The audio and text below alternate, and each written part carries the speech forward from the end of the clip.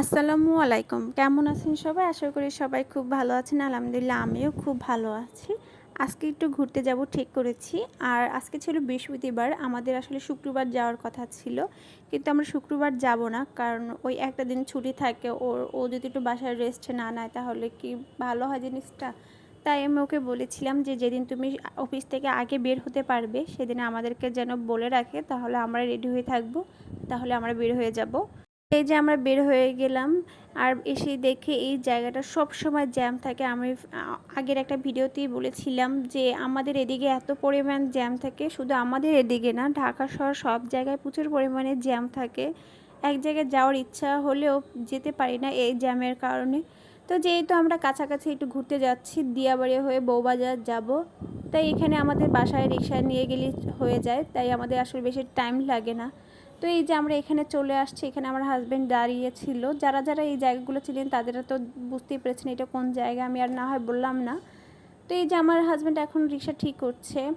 আর এখানে এত রিক্সার ভাড়া বেশি চাচ্ছিল, 150-200 এরকম, যে যেরকম পারছিল চাচ্ছিল, কিন্তু আসলে ভাড়া তো এরকম না।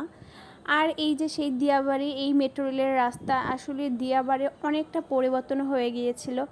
আমরা যেই আগে দিয়াবাড়িতে ঘোরাফেরা করতাম, সেই দিয়াবাড়ির সাথে এখন কোনো কিছুরই মিল নেই। এখন মনে হয় দিয়াবাড়ির একটা অন্য একটা পরিবেশ হয়ে গেছে। আমি যখন স্কুলে পড়তাম, আমার ফ্রেন্ডদের সাথে এরকম ঘুরতে আসতাম, তখন দিয়াবাড়ির পরিবেশটা একদমই অন্যরকম ছিল। তখন অনেক চারপাশে অনেক গাছ ছিল, অনেক ধরনের গাছ ছিল, ঘাস ছিল, আর কাশফুল তো অনেক বেশি ছিল তখন। তো তখনও ভালো লাগতো, আর এখন তো আরও বেশি ভালো লাগে, কারণ আমার কাছে এই মেট্রো রেলের জায়গাটা অনেক বেশি ভালো লাগে। অনেক সুন্দর একটা রাস্তা। এখানে আমি মাঝে মাঝেই দেখি অনেকে টিকটক করার জন্য আসে, অনেক নাটক শুটিং চলে এখানে।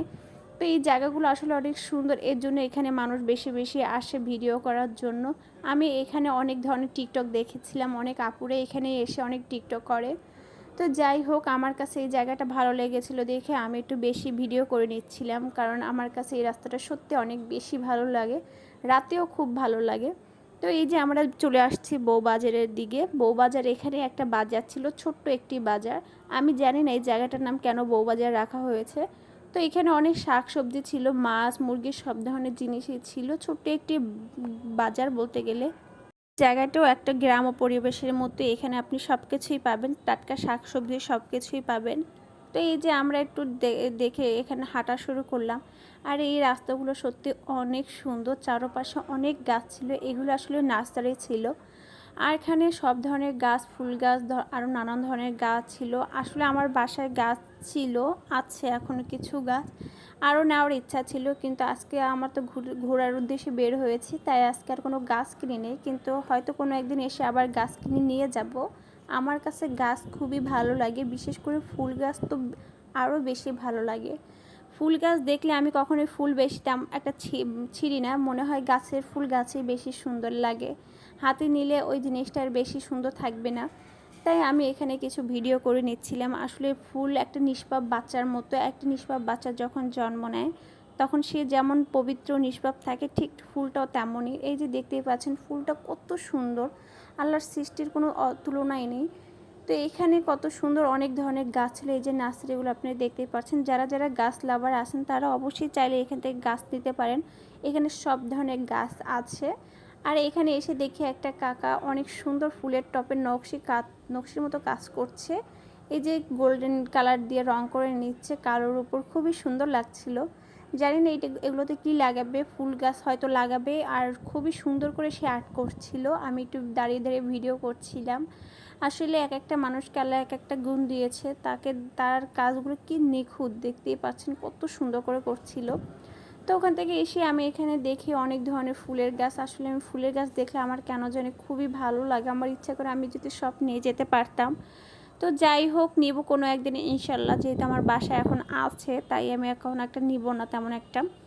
তো আমরা অনেকক্ষণ ঘোরাঘুরি করলাম। আর এইটা একটা ভাইরাল রাস্তা বলতে গেলে, ভাইরাল ব্রিজ। এই ব্রিজটা যখন হয়েছিল তখন তো মানুষ এখানে আসতো, অনেক অনেক মানুষ আসতো এই জায়গাগুলোতে, এখানে অনেক নাটক আমি এখানেও দেখেছি, অনেক সুন্দর সুন্দর মানে নায়ক নায়িকারা এখানে এসে নাটক করতো। তো যাই হোক, খুবই সুন্দর একটা পরিবেশ। আর দিয়াবাড়ি সত্যি আমি যখন আসি তখন আমার অনেক কথা মনে পড়ে যায়। কত স্কুল ফাঁকি দিয়ে এখানে আসতাম ঘুরতে ফ্রেন্ডরা মিলে। আজকে আমার ফ্রেন্ডরা আমার সাথে ঠিকই আমার সাথে যোগাযোগ নেই, কিন্তু আসলে আমি এখানে আসলে আমার ফ্রেন্ডদেরকে আমি সত্যি অনেক মিস করি। তো এখানে আপনারা দেখতেই পাচ্ছেন আশেপাশে অনেক গাছ ছিল। আর এখানে এসে এই একটা কাঁঠাল দাম জিজ্ঞাসা করলাম। একটা কাঁঠালের দাম 400-500 টাকা চাচ্ছিল। আমি তো শুনে পুরো অবাক হয়ে গেছি যে এত ছোট্ট একটা কাঁঠাল কীভাবে এত দাম হতে পারে। তো আসলে যে যেরকম চেয়ে চেয়ে নিতে পারে তাই আর কি। তো এখানে দেখতেই পাচ্ছেন অনেক ফলমূলের জিনিসও ছিল। আর এখানে হচ্ছে খাবারের দোকানগুলো, এ হচ্ছে বউবাজারের মেইন একটা জায়গা, খাবারের জায়গা। এখানে আসছি খাবার খাবো না তা তো আর হয় না। তো আমরা ফার্স্টে এখানে যেহেতু অনেক দোকান, আমরা একটু ঘুরে ঘুরে দেখছিলাম যে কি কি খাবার আছে। আর এখানে যারা এখনও আসেননি তাদের উদ্দেশ্যে বলে দিচ্ছি, এখানে আপনি সব ধরনের খাবার পাবেন। এখানে আপনি সি ফুড থেকে শুরু করে ফাস্ট ফুড টাইপের যত খাবার আছে, তারপর আপনার এখানে হাঁসের গোস্ত, গরুর গোস্ত, চাপটি পিঠা যারা যারা পছন্দ করেন তারা সবাই এখানে সব কিছুই পেয়ে থাকবেন। তো এখানে যেহেতু আমরা এসেছি অবশ্যই খাবো, তাই আমরা আগে একটু ঘুরে দেখছিলাম, পরে অবশ্যই খাবো। এখনও তেমন অনেক দোকান খুলিনি, সব দোকান খোলার পর আমরা খাবো। আমরা একটু আগে চলে আসছিলাম।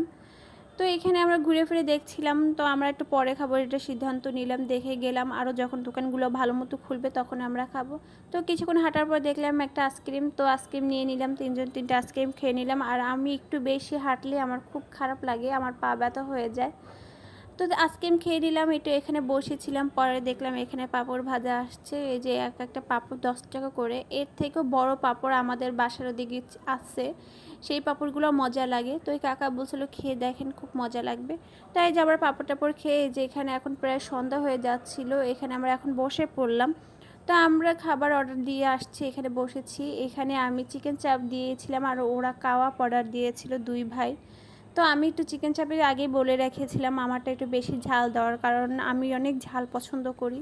তো আমার হাজব্যান্ডের খাবার আসে না, সে তো আমারটা দিয়ে খাওয়া শুরু করলো। তার কিছুক্ষণ পরে তাদের খাবারও চলে আসছে। তো এখন আমরা সবাই খাওয়া শুরু করে দিলাম। তো আসলে খাবারের মান মোটামুটি ভালোই ছিল। আর সব জায়গায় যে খাবারের মান এক হবে তা কিন্তু একদমই নয়। আমি এর আগে এক জায়গায় চিকেন চাপ খেয়েছিলাম, সেইটাও খুব মজা ছিল, এইটাও মোটামুটি মজাই ছিল। তো আপনারা যারা যারা আসবেন অবশ্যই একটু ঝাল আইটেম খাবেন। এখানে সি ফুড আছে, আপনারা চাইলে সি ফুডও খেতে পারেন। তো আমাদের খাওয়া শেষ, এখন এই যে বিল পে করে আমরা এখন চলে যাব। তো এই যে এখানে এসেই দেখছি অনেক জ্যাম পড়েছে। আসলে ঢাকা শহরে জ্যামের কথা কি বলবো, এত জ্যাম থাকে যে ঘুরতে গেলে ক্লান্ত হয়ে বাসায় ফিরতে হয়। তো যাই হোক, জ্যাম শেষ হওয়ার পর আমরা এখন চলে আসছি এখানে। এখানে এসে কিছু কেনাকাটা করে নিচ্ছে। আমার হাজব্যান্ডের কিছু বাসায় পরার জন্য গেঞ্জি কিনবে। আমার দেবরকে বলেছিলাম কিন্তু সে কিনবে না, তার নাকি পছন্দ হয় না। তো ওই কিছু কেনাকাটা করার পর আমরা এখন সেক্টরের ভিতর থেকে হেঁটে যাচ্ছি। আর রাতের বেলায় সেক্টরের ভিতর হাঁটতে খুবই ভালো লাগে। তো আজকে মোটামুটি আমি খুবই এনজয় করেছি, আমার ঘুরে খুব ভালো লেগেছিল। তো আমার ভিডিওটা কেমন লেগেছে অবশ্যই কমেন্টের মাধ্যমে জানাবেন। আর বাসায় এসে দেখে জ্যোৎস্নার রাত এত সুন্দর আমার রুমে পড়েছিল, বারান্দায় পড়েছিল, একটু ভিডিও করে নিয়েছিলাম। আসলে জ্যোৎস্নার রাতটাও খুবই সুন্দর। তো যাই হোক, আজকে এই অবধি ভিডিওটা ছিল, কেমন লেগেছে অবশ্যই কমেন্টের মাধ্যমে জানাবেন। তো সবাই আমার জন্য দোয়া করবেন, সবাই সুস্থ থাকবেন, ভালো থাকবেন। আল্লাহ হাফেজ।